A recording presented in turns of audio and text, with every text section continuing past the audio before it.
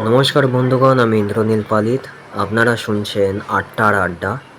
আজকে ইন্দ্রাণী পালিত কর্মকারের গলায় আপনারা শুনবেন অপদার্থের কথা। শুরু করা যাক।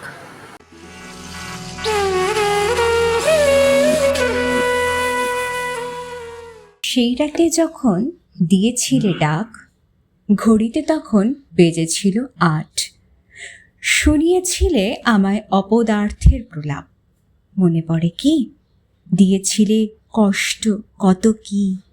আজ আবার বছর চারেক পর ডেকেছ আমায়। আবার কি শোনাবে সেই অপদার্থের প্রলাপ?